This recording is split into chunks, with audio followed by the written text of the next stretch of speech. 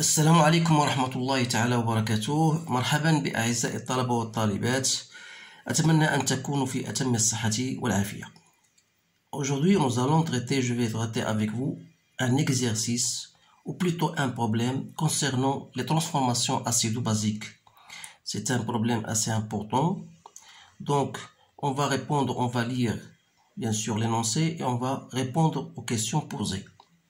Alors, on considère une solution aqueuse S0 d'une base B de concentration C0 10-1 mol par litre et de pH 0 11,8. Donc, la première des questions, c'est une question de cours. Donnez la définition d'une base de Bronsted. Vérifiez que la dissolution de la base B dans l'eau est une réaction limitée. On prend V0 égale 20 ml de la solution S0 et on ajoute un volume VE de l'eau pure.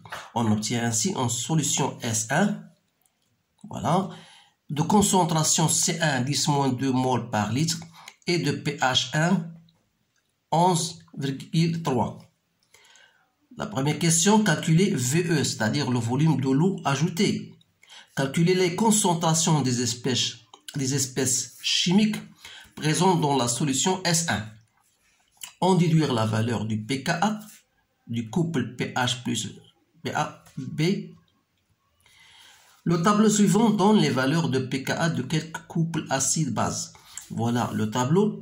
À partir de ce tableau, vous allez déterminer le couple pH plus B et classer les couples du tableau par ordre de base croissant. La deuxième partie, considérant une solution aqueuse d'acide méthanoïque de concentration Ca et de pH de 88, dressez le tableau d'avancement, sachant que le pKa de l'acide du couple HCO2H à CO2- est 3,7. Montre que Ca est égal à 10-2 mol par litre. Et la dernière question montre que taux égale cette expression. Donc voilà, j'ai mis devant vous la page. Vous devez lire et relire bien sûr pour comprendre les questions posées et commencer par répondre aux questions en se basant sur votre potentialité bien sûr, et après vous allez faire une comparaison avec vos réponses et les miennes. Donc pour la première question, définir la définition de la base de Bronsted. Donc qu'est-ce qu'on va dire? La première partie, donc la première question, c'est quoi une base selon Bronsted? Donc c'est une base, donc il y a plusieurs définitions, mais une base est toute donc substance plutôt chimique capable, si vous voulez, capable de capter un proton H+. Alors, la deuxième question, ça va de soi. Vérifier que la dissolution de la base dans l'eau est une réaction limitée. Alors là, vous devez savoir écrire la réaction de la dissolution de la base dans l'eau. Donc, d'après la définition, donc elle va arracher un proton, donc elle va donner cette équation-là. Donc, si vous avez, bien sûr, le nombre de moles de la base, c'est C0, V0. Ici, C0, V0 à un certain temps. Donc, vous avez de l'eau en excès toujours. Alors là, 0, ici, il y aura X, X. Donc, à l'équilibre, on aura, voilà, X à l'équilibre, X à l'équilibre. Alors là, pour savoir si la solution est limitée ou non, vous devez trouver taux. Donc, taux, c'est par définition, c'est X à l'équilibre sur X max. C'est-à-dire, d'après la relation équation, c'est la concentration de HO- fois V0 sur C0, V0. C'est-à-dire, c'est HO- sur C0. Connaissant la relation qui lie le produit ionique, bien sûr, vous savez que HO- n'est autre que Ke sur la concentration de H3 au plus.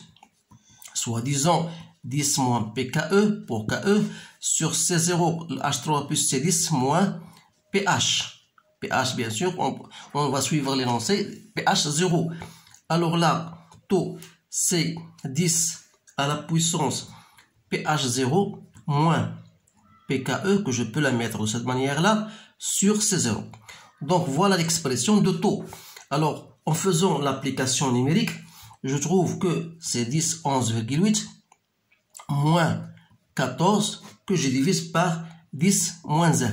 C0 étant donné égal à 10 moins 1 mol par litre. Donc, je trouve 0,063. Alors là, cette valeur-là est inférieure strictement à 1. Alors, on dit que la dissolution, donc, la dissolution de la base B, bien sûr, est limitée. Voilà. Donc, maintenant, je vais passer à la deuxième question. Donc, à chaque fois que vous lisez, bien sûr, il faut se concentrer sur ce que vous lisez. On prend V0. Voilà, on prend V0, qui est égal à 20 ml de la solution S0, et on ajoute un volume VE de l'eau pure. Et on obtient ainsi une solution S1 de concentration C1. Donc, avec un pH bien donné. Donc, qu'est-ce que vous remarquez là? Cette opération, on l'appelle une dilution. Donc, diluer une solution, c'est lorsqu'on ajoute de l'eau pure. Ajouter de l'eau pure, alors là, puisqu'on dit une base, donc qu'est-ce qui va se réaliser? Donc, la concentration était égale à C10-1, donc il devient 10-2, ça veut dire que la concentration, elle s'abaisse. Alors là, pour vous mettre ça en plus de détails, donc je vais remarquer que, voilà, vous avez une solution V0, on prend V0 20 ml. Dans la solution, bien sûr, S0. Il avait une concentration C0. Et qu'est-ce qu'on a essayé? Et on a essayé d'ajouter une certaine quantité de l'eau qu'on ne connaît pas. Alors là, on a obtenu une solution S1 qui a une concentration C1 et dont le volume, c'est V0 plus le volume d'eau ajouté. Et on a une autre donnée que le pH de cette solution est 11,3. Alors là, vous savez que lorsqu'on dilue une solution, la quantité de matière qui est en C0 sera la même quantité de matière en S1. C'est-à-dire que la quantité de matière, c'est C0, V0, aura toujours la même, c'est-à-dire C1 fois le volume V, qui est égal à C1 fois V0 plus V1, VE. Alors là, de là, je tire VE, qui n'est autre que C0, V0 sur C1 moins V0. C'est-à-dire, j'effectue le calcul, donc 0,1 fois 20 ml divisé par 10 moins 2 moins V0 égale à 20. C'est-à-dire, je trouve 200 moins 20, soit donc 180 ml. Voilà le volume d'eau ajoutée. Je passe maintenant à la 2,2. Donc ça, c'est 1, c'est 2,1. 2,2, on vous dit de calculer les concentrations des espèces chimiques dans la solution S1. Alors, dans la solution S1, quelles sont les espèces chimiques présentes dans la solution S1? Il y a d'abord, il y a la BH+, dont la concentration est la même que la concentration de H-, qui n'est autre que X à l'équilibre sur V, alors que la concentration de la base sera égale à C1 moins la concentration de H-, c'est-à-dire C1V moins X sur V. Bien sûr, il y a X à l'équilibre. Alors, pour effectuer le calcul, je dois calculer la concentration de H-, à l'équilibre n'est autre que KE sur H3 au plus, c'est-à-dire 10 moins PKE sur 10 moins PH1. Alors, c'est 10 PH1 moins PKE. Donc, je trouve 10, 11,3 moins 14. Donc, c'est 10 moins 2,7. C'est à peu près 1,99. Donc, c'est à peu près 2, 10 moins 3 mol par litre. Voilà la concentration de H au moins. Donc, je vais alors dire que la concentration de pH+, n'est autre que la concentration de HO- qui est égale à 2,10-3 mol par litre, et la concentration de la base B n'est autre que 10-2, moins 2, 10, moins 3, donc ça me donne 8, 10, moins 3 mol par litre. Voilà la concentration des espèces présentes dans la solution. Maintenant, après cela, on vous dit en déduire la valeur de pKa du couple BH plus B. Alors là, pour déduire pKa, il faut calculer Ka, la constante d'acidité. Alors, vous savez qu'il y a une relation 2-3. Donc, Ka, c'est quoi? C'est H3O+, fois la concentration de B sur la concentration de pH+, c'est-à-dire par définition, vous la connaissez. Donc ici, H3+, c'est 10 moins pH1, fois la concentration de la base sur la concentration de pH+. Donc vous avez tout. Donc d'après les calculs qu'on a fait, donc on a 10 moins 11,3 fois la concentration de la base que j'ai trouvé 10 moins 3 sur la concentration de la pH+ de 10 moins 3. Donc j'ai trouvé de 10 moins 11. Alors là, par contre, déduction, pKa, c'est quoi? C'est moins log de Ka. Donc c'est 10,7. Alors là, cette valeur-là va m'indiquer, bien sûr, d'après le tableau qu'on nous a donné, le couple qui a pKa égale 10,7. C'est bien CH3, NH3, CH3, NH2. Donc le couple, bien sûr, on vous dit, d'après cela, déterminer le couple. Déterminer le couple, voilà. Déterminer le couple et classer le couple du tableau par ordre croissant de force de base.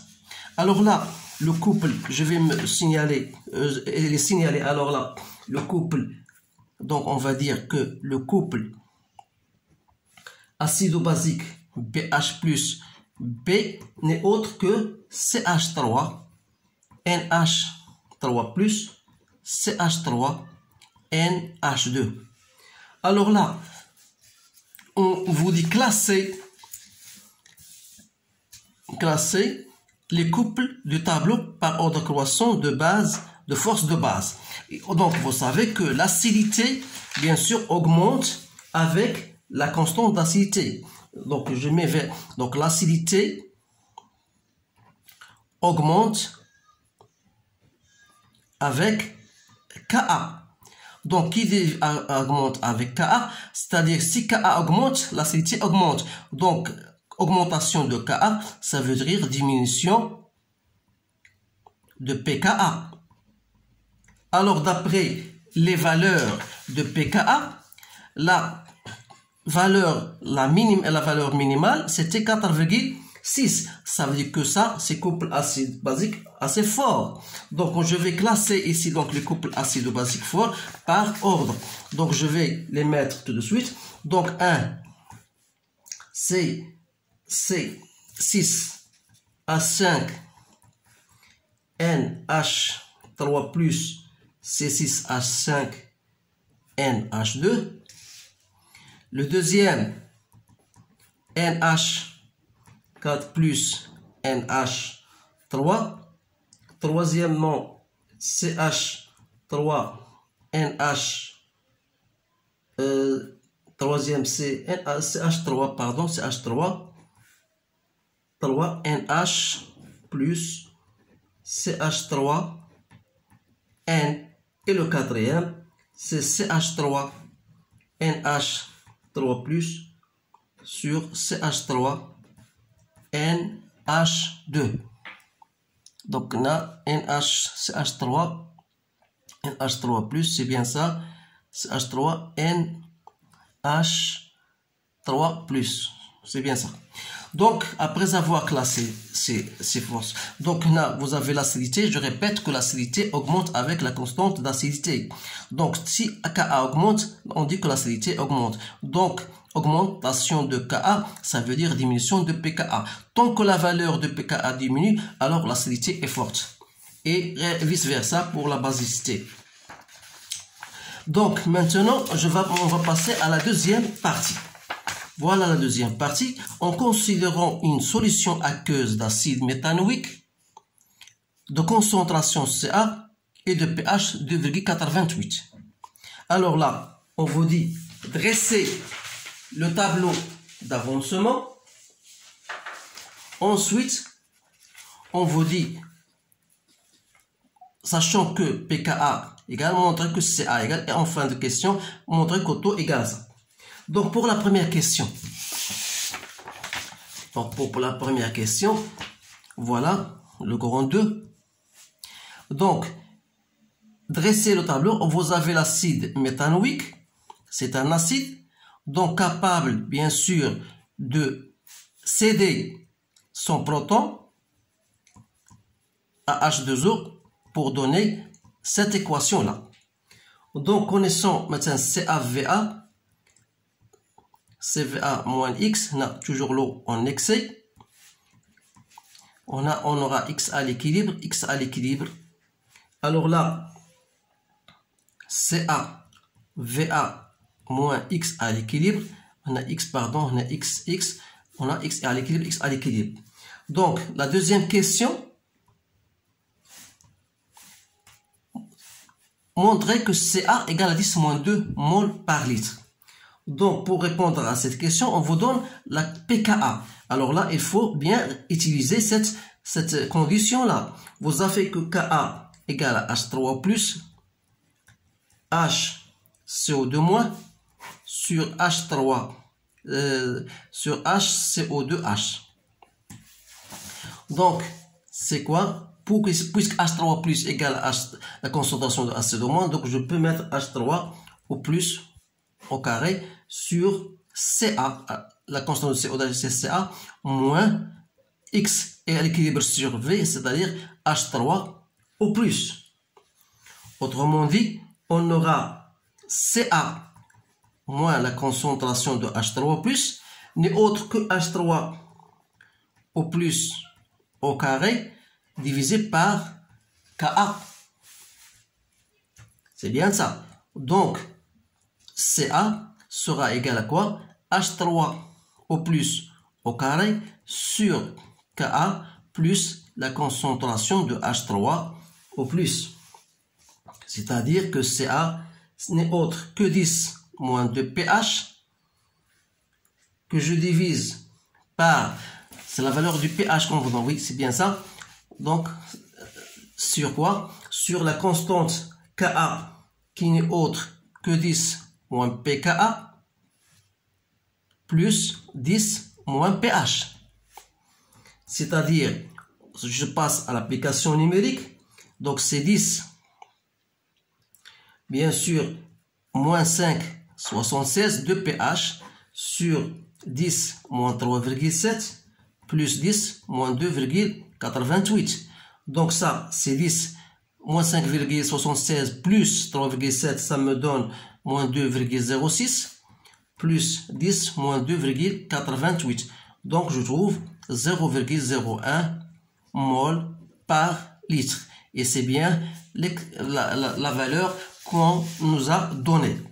Troisième question, et la dernière. Montrer que taux égale à Ka. Montrer que taux égale à Ka sur Ka plus 10 moins pH. Alors là, à partir de l'expression de taux qui n'est autre que X à l'équilibre sur X max, donc c'est H3 au plus sur Ca. Alors là, à partir de l'expression de Ka qu'on a déjà trouvé, H3 au plus au carré sur Ca moins H3 au plus. D'autre part, vous savez que Ca n'est autre que H3 au plus que je divise par taux. Donc, j'essaie alors de remplacer H3 au plus, voilà, ça reste comme il est. Je remplace Ca n'est autre que H3 au plus sur taux moins la concentration de H3 au plus. Donc, si j'essaie, bien sûr, H3 plus, c'est quoi? C'est 10 moins pH. Donc, ça va me donner, je divise par H3 plus en haut et en bas. Ça reste 1 sur taux moins la concentration moins 1. C'est bien ça. Donc, ça veut dire que Ka fois 1 sur taux moins 1 égale à H3 au plus, qui n'est autre que 10 moins pH. Alors là, je tire 1 sur taux moins 1, c'est 10 moins pH sur Ka. Ça veut dire que 1 sur taux égale à 1 plus 10 moins pH sur Ka. Soit donc 1 sur taux n'est autre que Ka plus 10 moins pH sur Ka. Et finalement, taux n'est autre que Ka sur Ka plus 10 moins pH. Donc, on a bien terminé la solution de cet exercice en chimie, bien sûr. C'est un exercice assez important et que vous devez, bien sûr, le répéter 1 ou 2 ou 3 fois même pour que vous puissiez maîtriser toutes les données de cet exercice. Alors, je vous quitte. Je vous souhaite, bien sûr, la réussite et à bientôt. Merci bien.